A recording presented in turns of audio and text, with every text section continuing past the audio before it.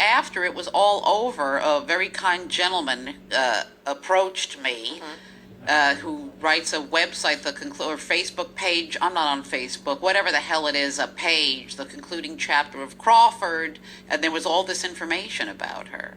About Mamacita? He did the research. He should have played it.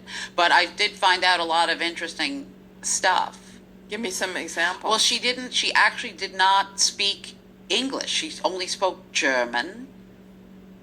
She died in Texas, I believe. She had a son in Texas. She loved potatoes, and Joan wouldn't let her. There was a scene on that fabulous episode 4 where I really had a chunk of stuff. Yes. And I say that Miss Joan forbids sweets.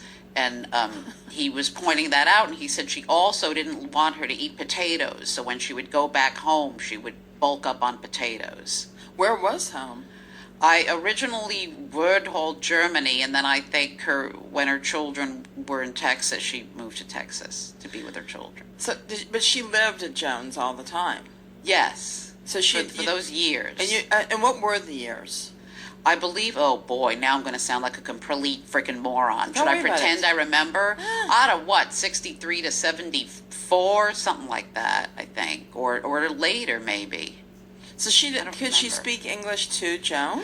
I guess there was. See, this is what it was extraordinary to me that he told me this. That maybe there was a lot of a lot of miming, which is going to work great on the radio. But you know what? You're so big. How they spoke. You're so big that it transcends the radio. Yeah, thank you. Throwing vases is the universal language. So. That's so bizarre. How could she and she had people to write letters. This guy saved letters of hers. He had the letter of resignation written by Mamacita, and she signed it Mama.